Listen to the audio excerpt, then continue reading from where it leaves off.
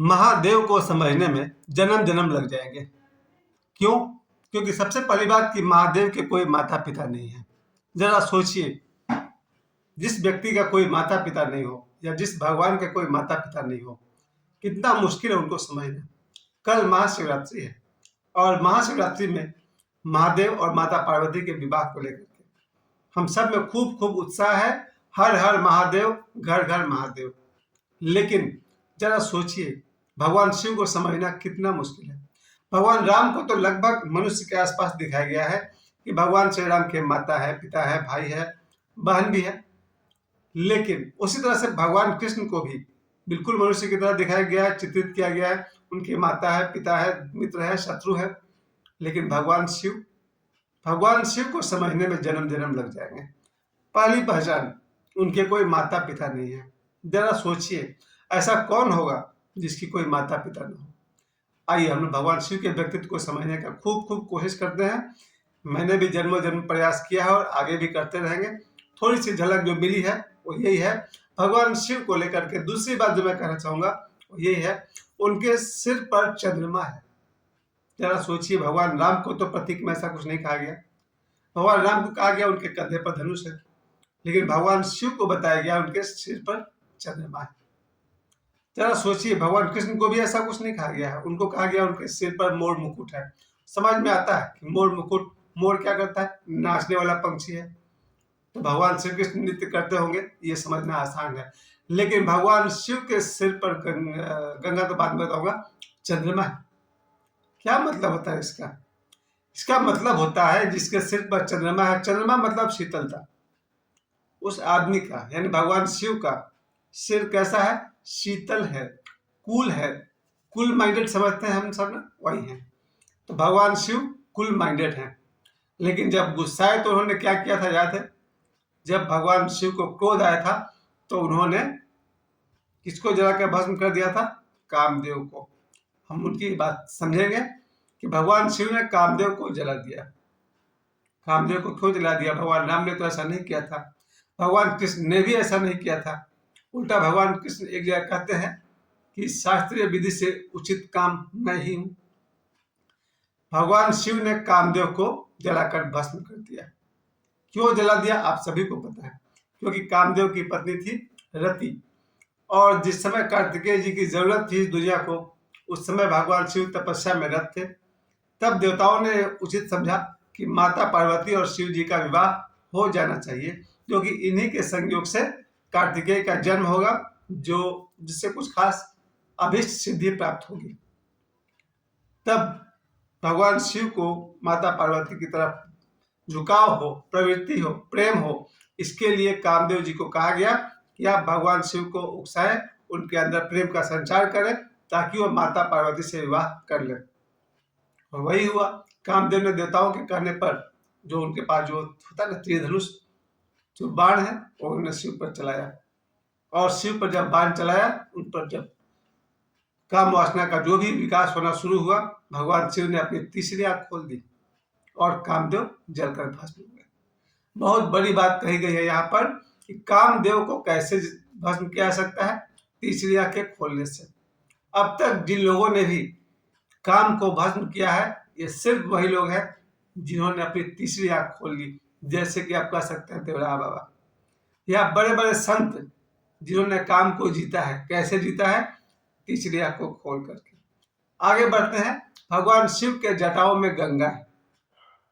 ऐसा तो भगवान राम के विषय में नहीं कहा गया, भगवान कृष्ण के विषय में नहीं कहा गया, भगवान शिव के विषय में कहा गया। उनकी जटाओं में गंगा है। गंगा मतलब पवित्रता। गंगा से पवित्र धरती पर क्या है? इसमें लोग हजारों डेड बॉडी लोग डाल देते हैं, फिर भी गंगा पवित्र हो जाती है। उसके पानी में कीड़ा नहीं लगता है। उसके पानी में आप सभी जानते हैं गंगोत्री से जब गंगा निकलती है, तो गंगा जल की सबसे बड़ी खूबी यही है कि वो कभी अपवित्र नहीं होती, बल्कि पवित्र करने के लिए गंगा जल का इस्तेमाल किया जाता है। तो शिव जी के जटाओं में गंगा है, यानी पवित्रता है। ये समझिए कि शिव जी के जटाएं जो है उसमें गंगा है, मतलब उनके विचार में पवित्रता है। शिव कैसे हैं? जिनके विचार में पवित्रता है। भगवान शिव के वर्णन को थोड़ा और समझिए, तब आपको समझ में आएगा। शिव और पार्वती का विवाह तो क्या मतलब निकलने वाला है? जो कुछ भी कह रहा हूँ संतों से सुना है और थोड़ी बहुत अपनी बुद्धि लगाई है। उसके बाद भगवान शिव के बारे में बताया जा रहा है, उनके गले में सांप है। और ये मैंने पढ़ा है योगानंद जी से कि सांप मतलब शत्रु का प्रतीक। भगवान शिव शत्रु को भी गले लगाते हैं, ये कहा जा रहा है। और ऐसे तो भगवान कृष्ण या राम जी को भी कोई एतराज नहीं है शत्रुओं से, लेकिन भगवान शिव के गले में क्या है? सांप है, यानी कि जिनका स्वभाव ही डसना है, शत्रु रूप में उनका याद किया जाता है।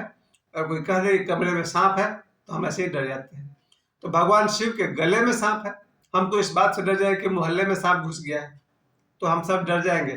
कोई कह दे हमारे घर में सांप घुस गया तो डर जाएंगे।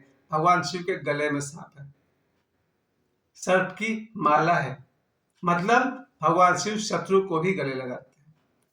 एक और पहचान है, भगवान शिव के बारात में भूत प्रेत सभी नाच रहे हैं, यानी कि देव भी दैत्य भी सभी शिव जी के साथ हैं।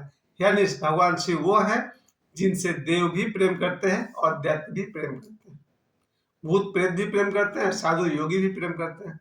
यानी धरती पर हर तरह का प्राणी भगवान शिव से प्रेम करते हैं। आगे और समझिए भगवान शिव के वर्णन में उनके विषय में ये कहा जा रहा है, उनके हाथ में त्रिशूल है। त्रिशूल में आपने देखा होगा वो 3 कांटे कहिए, वो त्रिशूल कहा जाता है कि मनुष्य के जीवन में 3 तरह का दुख होता है, भौतिक, दैहिक और ऐसे कहिए भौतिक, मानसिक और आध्यात्मिक। हमारे जीवन में 3 तरह के कष्ट होते हैं, शरीर से कष्ट हो सकता है, मन में कष्ट हो सकता है और आध्यात्मिक भी हो सकता है। इन तीनों कष्ट को भगवान शिव ने अपने हाथ में रखा हुआ है, यानी कि अपने वश में रखा हुआ है। भगवान शिव के हाथ में त्रिशूल है, यानी कि 3 तरह के दुख जो हमारे जीवन में होते हैं, शारीरिक, मानसिक और आध्यात्मिक, तीनों कष्ट के वो कंट्रोलर हैं, उनके कंट्रोल में। आगे एक और बात आती है, भगवान शिव के साथ नंदी बैल है। नंदी बैल को तो पूरा मैं भी कुछ नहीं कह सकता हूँ, ज्यादा कुछ बोलना मेरा उचित नहीं होगा, इस बारे में मैं ज्यादा कुछ जानता नहीं। अब लौटते हैं भगवान शिव और माता पार्वती के विवाह की तरफ, जहां पर भगवान शिव को ये कहा जा रहा कि माता पार्वती की जो माता जी हैं वो कहती है नारद से कि यार धोखा हो गया हमारे साथ, कि नारद ने ऐसी जगह हमारी शादी, हमारी बेटी की शादी करवा रहा है कि उसका तो कोई घर ही नहीं है। यानी कि माता नैना कहती हैं, पार्वती जी की माता जी कहती हैं कि नारद ने ऐसे जगह पर पार्वती का शादी लगाया है जिस लड़के का कोई माँ बाप ही नहीं है। यानी भगवान शिव, यानी जो दूल्हा है उसके माता पिता ही नहीं है। बड़ा उनको अफसोस हो रहा कि भाई सबके माता पिता होते हैं और माता पिता देख कर ही तो बहुत सारा शादी होता है। जो भी हमारे समाज में शादी ब्याह किया जाता है, सबसे पहले माता पिता का बैकग्राउंड देखा जाता है, उनका स्टेटस देखा जाता है। और ये एक ऐसा दूल्हा है जिसके माता पिता है ही नहीं। क्या आप इसका बैकग्राउंड देखिएगा और क्या इनका खानदान का पता करिएगा। जब माँ बाप ही नहीं है तो खानदान भी नहीं है। दूसरी बात माता नैना कहती है, पार्वती जी की माता जी कहती है कि ये जो दूल्हा है वो तो काला है, यानी कि कहते हैं गोरा रंग को सुंदर माना गया है। भगवान शिव के आपने जितने फोटो देखे होंगे सभी में उनको नीला, श्याम या काला दिखाया गया। तो देवी पार्वती की माता जी कहती हैं कि दूल्हा कैसा है? काला है। और क्या कमी है भाई? और माता पार्वती की माता जी कहती है कि दूल्हा गरीब है, उसके पास पैसा भी नहीं है। भगवान राम को आप राजा कह सकते हैं, अयोध्या के राजा थे। भगवान कृष्ण तो खैर 5 नगरी के राजा थे, लेकिन भगवान शिव वो कोई किंग नहीं है, कोई राजा नहीं है, उनके सिर पर कोई मुकुट नहीं, बाजूबंद में सोना नहीं, यानी कि फाइनेंशियली शंकर भगवान जीरो है। माता पार्वती के माता जी कहती हैं कि उसके पास पैसा भी नहीं है। और क्या है भगवान शिव के पास? क्या नहीं है? अपना घर भी नहीं है। कहाँ रहते हैं भाई? शमशान में रहते हैं, या कहिए कैलाश में रहते हैं। तो उनका अपना घर भी नहीं है, कोई रिश्तेदार भी नहीं है। जब माता पिता ही नहीं है तो भाई बहन क्या होंगे, जरा सोचिए। तो भगवान शिव के विषय में जितनी ही बातें बताई जाती है उन सब को लेकर यही कह सकते हैं कि भगवान शिव को समझने में जन्म जन्म लग जाएंगे। इन शॉर्ट ये किया जाए कि कल महाशिवरात्रि का पर्व है, उसमें मैं कोशिश करूंगा उपवास करने का, जिसमें मैं फल लूंगा और कभी कभी मिठाई भी लूंगा। लेकिन जो दाल भात चावल रोटी सब्जी वाला रूटीन है वो शायद कल मैं नहीं चलाऊंगा। कल मैं फलाहार कोशिश करूंगा और थोड़ा बहुत मिठाई खा सकता हूँ। मेरा एक बहुत ही करीबी मित्र है, वो तो निर्जला बोलता है हम करेंगे, यानी कि पानी के, सॉरी निर्जला नहीं, सिर्फ जल पीकर रहेगा। और कल हम सब भगवान शिव की आराधना करेंगे। और आज रात 12 बजे से जहां तक हो सका मुझसे, मैं अपनी बात कर रहा हूँ, ओम नमः शिवाय का जप करूंगा। आज रात से लेकर के जब तक मेरा जीवन है तब तक, जब जब याद पड़ेगा तब। इस महाशिवरात्रि पर मेरा यही संकल्प है कि आज रात्रि 12 बजे से, अभी से भी शुरू करना चाहिए, विशेष करके आज रात 12 बजे से लेकर जब तक मेरा जीवन है, जब जब याद आएगा ओम नमः शिवाय का मानसिक जप करूंगा, मन में जप करूंगा। कुछ लोग कहते हैं कि ओम नहीं बोलना चाहिए, नमः शिवाय बोलना चाहिए। मुझे पूरी संतुष्टि नहीं मिलने वाली है, इसलिए मैं आज रात्रि से ही जीवन भर के लिए ओम नमः शिवाय का जप करूंगा। आप कैसे साधना करेंगे आपकी मर्जी। ओम नमः शिवाय। हर हर महादेव, घर घर महादेव।